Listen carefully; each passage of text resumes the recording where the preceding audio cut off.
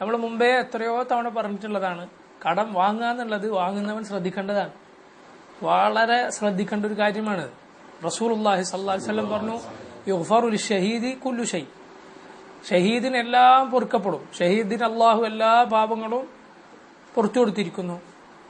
ഉടനെ നബി സല്ലല്ലാഹു അലൈഹി വസല്ലം പറഞ്ഞു, ഇല്ലദ്ദൈൻ സാറനി ബിഹി ജിബ്രീലു ആനിഫ. ദൈൻ ഒഴികെ, കടമൊഴികെ ഇപ്പൊ എന്നോട് വന്ന് ജിബ്രീൽ പറഞ്ഞു വന്നു, ഇങ്ങനെ ഇത് ഒഴിവാക്കി പറയാം. സാറനി ബിഹി ജിബ്രീലു ആനിഫ. ഇപ്പൊ എന്നോട് ജിബ്രീൽ വന്ന് പറഞ്ഞു ഇല്ലദ്ദൈൻ എന്ന് കൂടി പറയാം.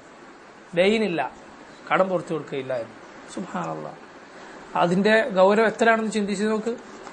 ഒരാൾ തിരിച്ചു കൊടുക്കുക. നബി സല്ലല്ലാഹു അലൈഹി വസല്ലം പറഞ്ഞു, ആരെങ്കിലും ജനങ്ങളുടെ സമ്പത്ത് നശിപ്പിക്കാൻ വേണ്ടി വാങ്ങിയാൽ, കാരണം തിരിച്ചു കൊടുക്കാൻ വേണ്ടിയല്ല, ഓന് തിന്ന് മുടിക്കാൻ വേണ്ടി വാങ്ങിയാൽ, അഹ്ലകഹുല്ലാഹ്, അള്ളാഹു അവനെ നശിപ്പിക്കും. അത്ലഫഹുല്ലാഹ്, അള്ളാഹു അവനെ നശിപ്പിക്കുന്നതാണ്. കൊടുക്കാൻ വേണ്ടിയല്ല, മുടിക്കാൻ വേണ്ടി വാങ്ങിയാൽ അള്ളാഹു അവനെ നശിപ്പിക്കും, ജനങ്ങളുടെ സമ്പത്ത് അങ്ങനെ വാങ്ങിയാൽ. അപ്പോൾ കടം എന്നത് വളരെ വളരെ സൂക്ഷിക്കേണ്ടതാണ്. അങ്ങേയറ്റം കുടുങ്ങിയാലല്ലാതെ നമ്മൾ വാങ്ങാൻ പാടില്ല. എങ്ങനെ എത്ര അങ്ങനെ വലിയ വലുത് ആളുകൾക്ക് അധികം സംഭവിക്കുന്നത് എന്താണ്? അവന്റെ കയ്യിലില്ലാത്തതിനേക്കാളും വലുത് അവൻ ഉണ്ടാക്കാൻ നോക്കുമ്പോഴാണ്. അപ്പൊ അതിനു വേണ്ടി കുറെ ആളുകളടുത്ത് നിന്ന് വാങ്ങേണ്ടി വരും. കാരണം ദുനിയാവിൽ കെട്ടിയിട്ടുള്ള മനക്കോട്ടകൾ ചെറുതൊന്നല്ല, വളരെ വലുതാണ് കെട്ടിയിട്ടുള്ളത്. അങ്ങനെ ഉണ്ടാക്കണം, ഇങ്ങനെ ഉണ്ടാക്കണം, വലിയ വലിയ ഇവന് താങ്ങാത്ത ജാതി ബിസിനസ്സുകൾ. ഇവനൊരിക്കലും ഇവന്റെ തറവാട് മുഴുവൻ വിറ്റാലും നടത്താൻ പറ്റാത്ത കച്ചവടമായിരിക്കും. അത് തുടങ്ങാനാണ് ഇവൻ തീരുമാനിച്ചിട്ടുണ്ടാകുക. അപ്പൊ സുബ്ഹാനല്ലാഹ്, പലരിൽ നിന്നും കടം വാങ്ങേണ്ടി വരും. അപ്പൊ ഇതൊന്നും ആളുകൾ ശ്രദ്ധിക്കാത്തൊരു കാലത്താണ് നമ്മൾ ജീവിച്ചുകൊണ്ടിരിക്കുന്നത്. എന്തിനാണ് ഇങ്ങനെ? അതിന്റെ ഒക്കെ അസുൽ എന്താണ്? ദുനിയാവ് വലുതായി ഉണ്ടാക്കണം എന്ന ചിന്തയാണ്. അതിനൊക്കെ പറ്റുന്ന പണിയെടുത്താൽ പോരെ. ഓരോരുത്തർ അള്ളാഹു സുബ്ഹാനഹു തആല ഏൽപ്പിച്ച, അള്ളാഹു തന്ന, അള്ളാഹു വീതിച്ചു തന്ന അവന്റെ ഖിസ്മത്തിൽ തൃപ്തിപ്പെടുക. എല്ലാവരും അള്ളാഹു പൈസക്കാരാക്കാൻ തീരുമാനിച്ചിട്ടില്ല. കുറച്ചാളും അങ്ങനെ ഉണ്ട്. പിന്നെ നമുക്ക് എന്തെങ്കിലും പണിയെടുക്കാൻ ആരും കിട്ടും? എല്ലാവരും പൈസക്കാരാണ്. വീട്ടിൽ പറമ്പിൽ പണിയെടുക്കണം, വേറെ എന്തെങ്കിലും ജോലി എടുക്കണം, ആര് വരും? ആരും വരില്ല. എല്ലായിടത്തും പൈസ ഉണ്ടെങ്കിൽ. അള്ളാഹു സുബ്ഹാനഹു തആല അങ്ങനെ തീരുമാനിച്ചിട്ടുള്ളത്. ഓരോരുത്തർക്കും ഓരോന്ന് അള്ളാഹു വീതിച്ചു കൊടുത്തിരിക്കുന്നു. എല്ലാവർക്കും അള്ളാഹു റിസ്ഖിന്റെ മാർഗം കൊടുത്തിരിക്കുന്നു. വമാ മിൻ ദാബത്തിൻ ഫിൽ അർദി ഇല്ലാ അലല്ലാഹി റിസ്ഖുഹാ. അപ്പൊ അള്ളാഹുവിന്റെ ഖിസ്മത്തിൽ ആദ്യം നമ്മൾ തൃപ്തിപ്പെടുക, എന്നിട്ട് അവനവനെ കൊണ്ട് കഴിയുന്ന ജോലി എടുക്കുക. റസൂലുള്ളാഹി സ്വല്ലല്ലാഹു അലൈഹി വസല്ലം അങ്ങനെയാണ് പഠിപ്പിച്ചിട്ടുള്ളത്.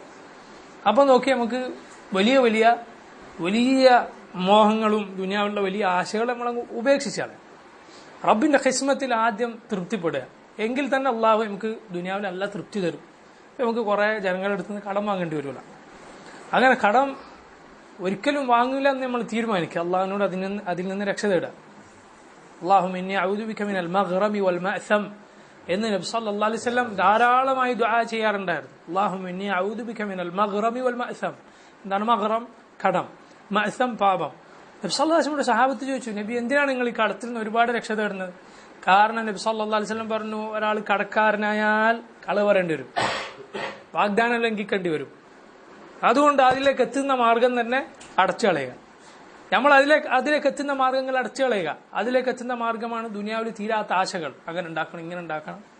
അള്ളാഹു തന്നതിൽ ആദ്യം തൃപ്തിപ്പെടുക, എന്നിട്ടുള്ള സമ്പാദത്തിൽ അങ്ങ് പോയാൽ മതി എന്ന് തീരുമാനിക്കുക.